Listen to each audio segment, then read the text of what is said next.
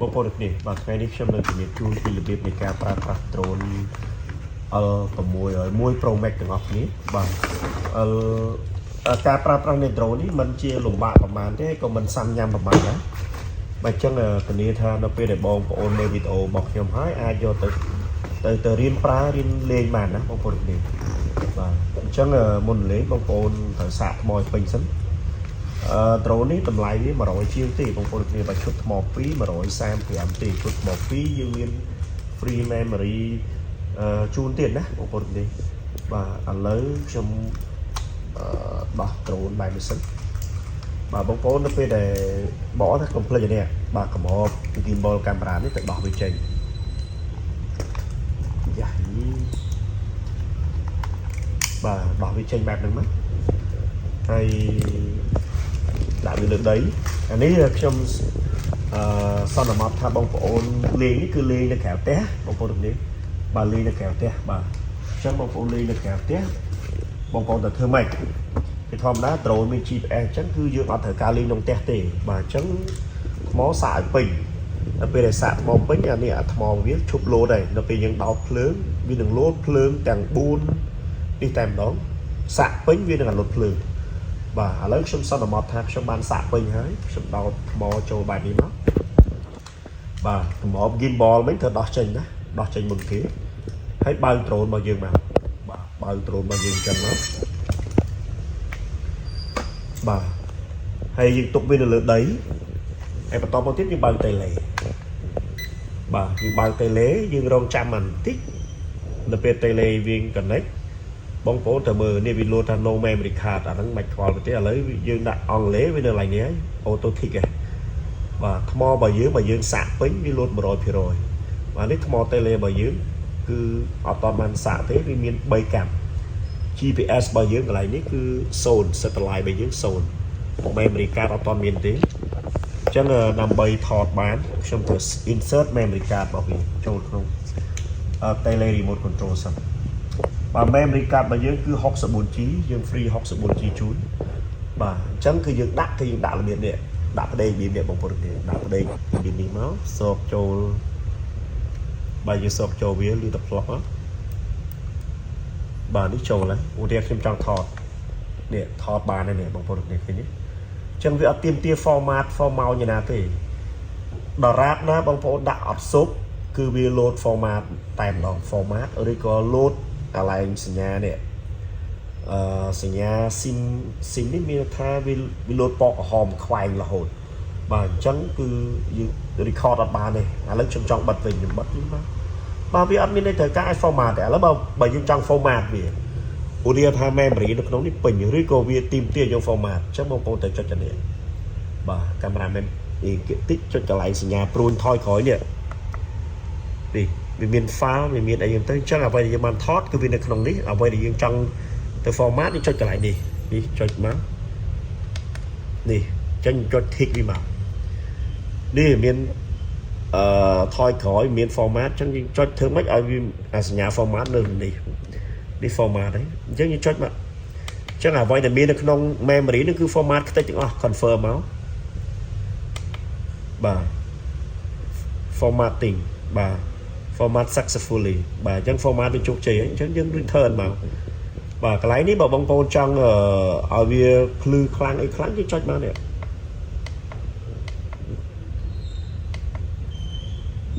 អានេះភ្លឺនឹង brightness នឹងភ្លឺ 100% អញ្ចឹងចង់ភ្លឺតិចចាសំទុះបើចង់ភ្លឺតិចយើងចុច tick វាមក tick ហើយខ្ញុំស្រែមកតិចខ្លាំងអីខ្ញុំចង់សេរីទៅខ្លាំងវិញខ្ញុំចុចខ្លាំងមកហើយខ្ញុំចុច tick វិញ 100% អូខេខ្ញុំចុច back វិញមកខ្ញុំចង់មើល file ដែលខ្ញុំថតវីដេអូឬក៏ថតអីខ្ញុំចុចកន្លែងនេះវិញនេះនៅពេលសញ្ញាក្រហមនេះខ្ញុំចុច tick វិញមកអញ្ចឹង no file no photo អត់មានទេខ្ញុំចុចទៅមើលវីដេអូក៏អត់មានដែរព្រោះមិនយើង format ខ្ទេចអស់ហើយរូបភាពឬក៏វីដេអូដែលមាននៅក្នុង memory card នេះគឺខ្ទេចអស់ហើយអញ្ចឹងយើង format អត់កើតទេយើង back ទៅវិញបាទ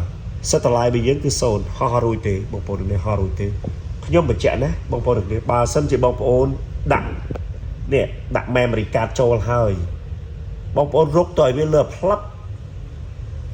បងប្អូនរុកគាត់ដាក់ចូលហើយអត់ស៊ុបទេ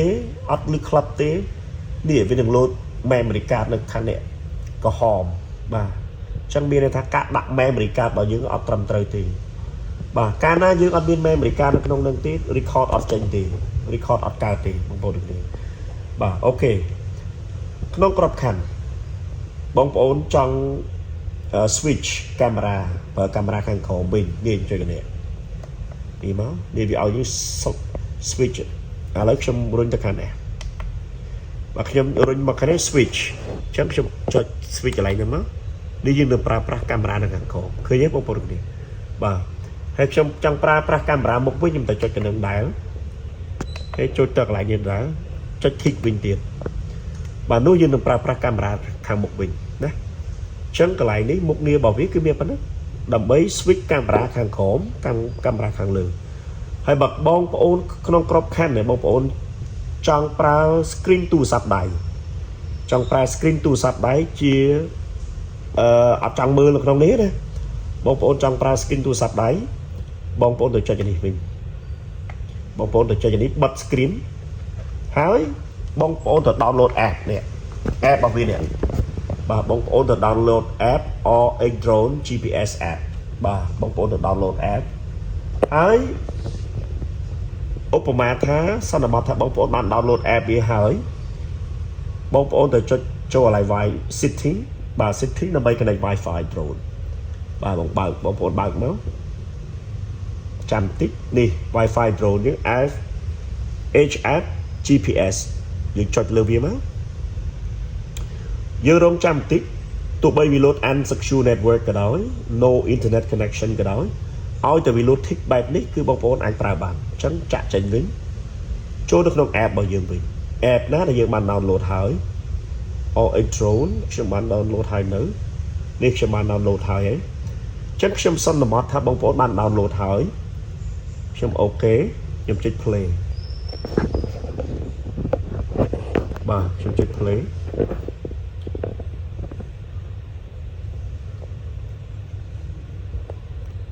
ខ្ញុំ restart ម្ដងទៀតអូយចូលអូខេ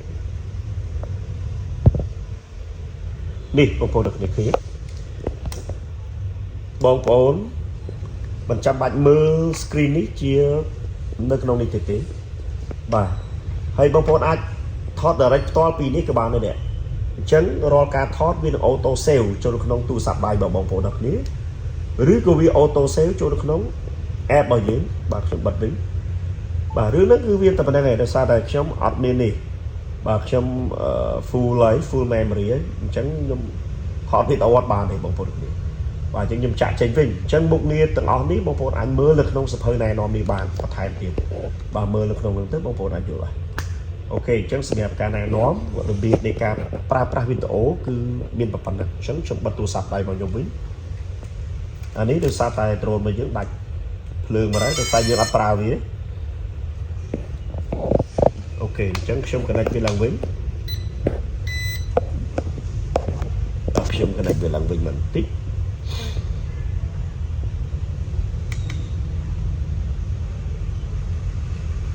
អូខេខ្ញុំ connect វាឡើងវិញបន្តិចអញ្ចឹងមានថាមុខងារនៅទីនេះបងប្អូនអាចយល់ទេបងប្អូនចង់ថតរូបគឺចុចអានេះ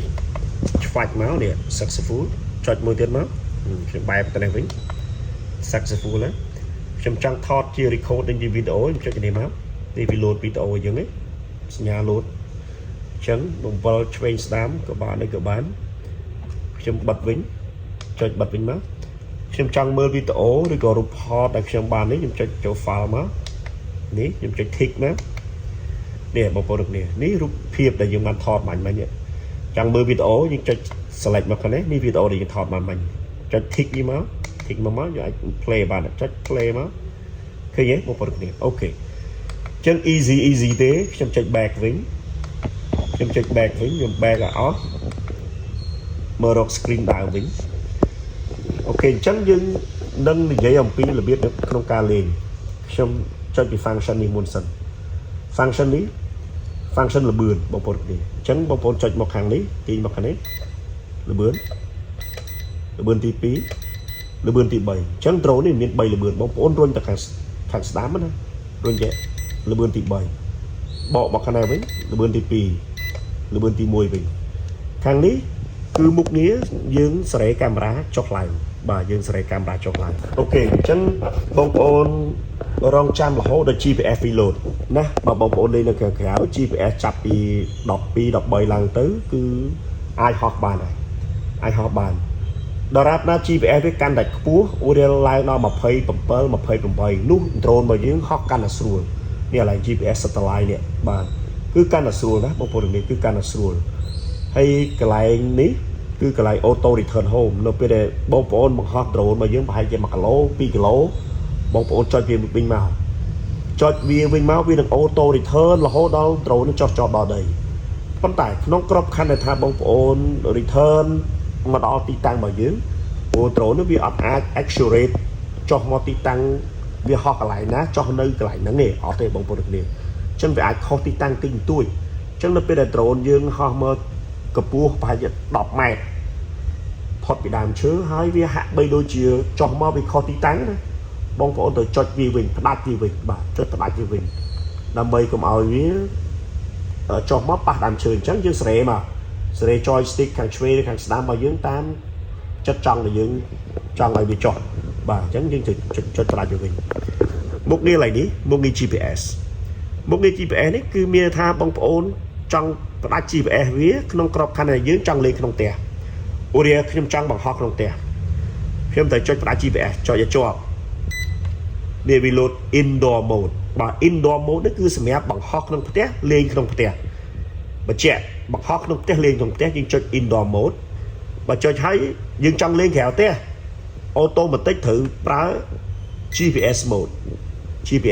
បាទ GPS mode គឺសម្រាប់យើងលេងក្រៅផ្ទះប្រើប្រាស់នៅរយៈកម្ពស់ខ្ពស់រយៈចម្ងាយឆ្ងាយបងប្អូនទៅចាំបើសិនជាបងប្អូនចុចផ្ដាច់ GPS លេងនៅខាងក្រៅផ្ទះ drone របស់បងប្អូនលេងអត់សុវត្ថិភាពទេខ្ញុំបញ្ជាក់ណាលេងអត់សុវត្ថិភាពទេកន្លែងមុខងារប្រមាណនេះបងប្អូនកុំលេងវាអានេះជាមុខងារ headset អីទេបើមុខងារ headset ទេអញ្ចឹងមុខងារ headset ហ្នឹងយើងអត់ចំណាប់លេងគឺកុំលេងអាមុខងារនេះមានថាក្បាលទៅណាគឺទៅហ្នឹងឯងទីដៅទៅណាទៅហ្នឹងអញ្ចឹងមានថាទីដៅខ្ញុំចង់និយាយមានតែអញ្ចឹងជាធម្មតា drone វាត្រូវទីដៅទៅមុខអញ្ចឹងវាត្រូវទីដៅទៅមុខអញ្ចឹងប៉ុន្តែបើសិនជា drone មកបងប្អូនទៅចេះ headset មានថាវាផ្ដោតទៅលើទីដៅត្រង់បាទយកចំហៀងនេះជាក្បាលឬក៏យកចំហៀងនេះជាក្បាលបាទអានេះខ្ញុំបញ្ជាក់ថាវាទឹកដៅក្បាលរបស់វាឲ្យស្របជាមួយនឹង tele remote control អញ្ចឹងវាថាបើបងប្អូនអត់ចំណាប់ទេសូមកុំលេង headset បាទ headset អាមុខងារមួយនេះបាទមុខងារមួយនេះបាទមុខងារមួយនេះអញ្ចឹងបងប្អូនកុំលេងវាហើយនៅលើ remote control នេះគឺបងប្អូនអាចមើលបានរយៈកម្ពស់ height បាទកម្ពស់ខុសបានប្រមាណម៉ែត្រ D នេះ distance ចម្ងាយបានប្រមាណម៉ែត្រគឺបងប្អូនអាចមើលដឹងបាទអាចមើលដឹងតាមរយៈtele remote control ហ្នឹងហើយមួយទៀតបើសិនជាបងប្អូនប្រើប្រាស់ទូរស័ព្ទដៃធ្វើជា screen មើលអូខេបងប្អូនអាចមើលទៅលើ screen នៃទូរស័ព្ទដៃរបស់បងប្អូនក៏បានដែរអូខេអញ្ចឹងសម្រាប់របៀបនៃការប្រើប្រាស់នៃ drone ហ្នឹងដូចជាមិនពិបាកទេគឺមានតែប៉ុណ្្នឹងទេហើយខ្ញុំចង់បញ្ជាក់អំពីការបច្ឆេះនៃ drone នេះបន្តិចអូនអាឡូតបាត់ទៀតទេdrone នេះតើកាលណាបងប្អូនអត់បច្ឆេះវាទេបងប្អូនទុកចោលនោះគឺវានឹងអូតូផ្ដាច់តែម្ដងបាទអញ្ចឹងជាធម្មតានៅពេលយើងចង់បច្ឆេះណាបងប្អូននេះចង់បច្ឆេះគឺបងប្អូនទាញចែកបងប្អូនទាញចនិតសក់បែបនេះបាទទាញចនិតសក់បែបនេះមកដល់ពេលវាឆេះហើយបងប្អូនរុញវាឡើងលើនេះដៃខាងឆ្វេងរុញឡើងលើវានឹងហោះបាទបើបងប្អូនទាញដៃខាងឆ្វេងនេះមិនចេះវានឹងបង្វិលក្បាល drone តាមទៅនៃយន្តការបើយើងទាញមកខាងនេះទាញមកខាងឆ្វេងគេក្បាល drone របស់យើងបញ្ច្រាស់ទៅនៃយន្តការដៃខាងឆ្វេងនេះសម្រាប់រយៈរក្សានៅរយៈកម្ពស់ខ្ពស់ទាបបាទខ្ពស់ទាបយើងចង់ចោះចតត្រូវទាញដៃខាងឆ្វេងនេះសន្សំរហូតដល់ drone នេះចុះដល់ដីធ្វើអញ្ចេះរហូតដល់ motor ទាំង4រលត់ទើបយើងបលែងដៃខាងឆ្វេងនេះណាដៃខាងស្ដាំនេះគឺសម្រាប់យើងទៅមុខថយក្រោយ drone យើងរេមកស្ដាំ drone យើងរៀងមកឆ្វេងបាទគឺមានប៉ុណ្ណឹងបងប្អូនគ្នាហើយកន្លែង lock sound នេះមានថាយើងបច្ឆេះក៏បានយើងបលុតក៏បានដែរកន្លែងនេះណាបលុតនេះគឺបលុតសម្រាប់ lock sound ដើម្បីបច្ឆេះ drone ឬក៏ lock sound ដើម្បីដោះ drone បលុត drone បាទបលុតនេះមិនមែនមានន័យថាបលុតភ្លើងទេឲ្យ motor របស់វាទាំងមូលនេះឈប់ដំណើរការអូខេអញ្ចឹងរបៀបនៃការប្រើប្រាស់នៃ drone L600 1 Pro Max របស់យើងគឺមានតែប៉ុណ្្នឹងទេបងប្អូនគ្នាអញ្ចឹងអរគុណច្រើនសម្រាប់បងប្អូនដែលតែងតែគ្រប់គ្រងនៅហាង Smart Mobile Shopee របស់យើងតាំងពីដើមរហូតដល់ពេលបច្ចុប្បន្ន